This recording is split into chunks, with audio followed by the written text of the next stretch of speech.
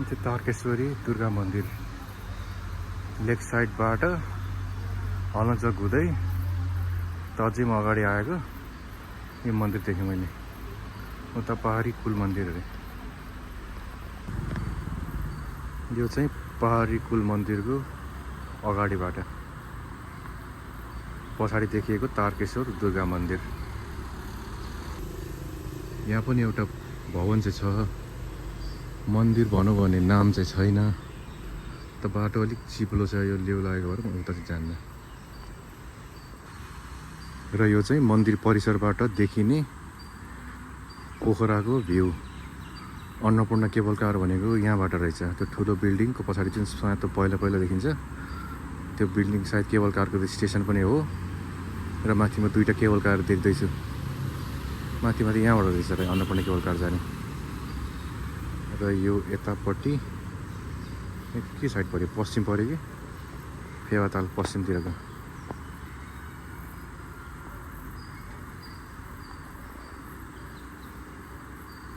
यो मन्दिर, यो तल पनि सिँढी देख्दैछु म। तलको सिँढीबाट पनि अहिले जाने कोसिस गर्छु कहाँ पुग्छ।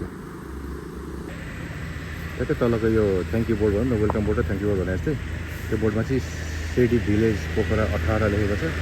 र यता पछाडिपट्टि चाहिँ सेडी भिलेज पऱ्यो होला है। सेडी होइन सेदी रहेछ। यो ठाउँलाई चाहिँ सायद सेदी भन्छ होला। पोखरा 18 र अन्नपूर्ण केबल कार माथि जाने ठाउँ।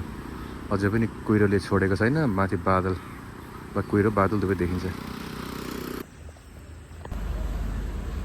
तल झर्ने बाटो यताबाट चाहिँ रहेछ पछाडि, यो पहाडी कुल मन्दिरको पछाडिबाट।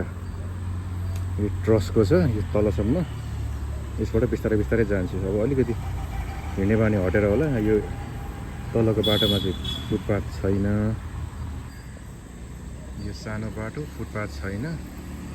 बस गाडीहरू आगुवाई गर्ने। पहिला नहिँडेको त होइन, तर अहिले हिँड्न चाहिँ अलिक मलाई रिस्की लागेको छ। म बिस्तारै हिँड्छु। यो चाहिँ सिँढीको आधा बाटोबाट खिचेको सेदी गाउँ, वडा नम्बर 18 पोखरा। सिँढी यस्तो पुरै ठाडो छ, अलि रिङ्गटै चल्यो मलाई त। यसको राम्रो कुरा चाहिँ यो पहाडलाई नै अलिकति खोपेर बाटो बनाउनुभन्दा पनि चट्ट यो फलामको अब भर्याङ निकालेको भएर चाहिँ पहाडलाई पनि बिगार्नु परेन, पहिरो जाने डर भएन। यो चाहिँ एकदमै मजाले बनाएको रहेछ। यो चाहिँ पुरै रोडबाट देखिने सिँढीको टोटल भ्यू।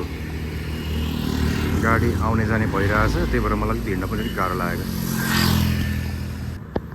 यो तारकेश्वर मन्दिर अलि मैले सिँढी चढेर गएको थिएँ। यो फ्रन्टको सिँढी भयो, पर देखिन्छ।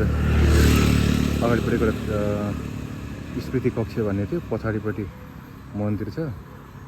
यो सिँढी चाहिँ फ्रन्टको भयो। म यो चढेर गएको थिएँ। फर्किँदा म पछाडिको अर्कोबाट फर्केँ।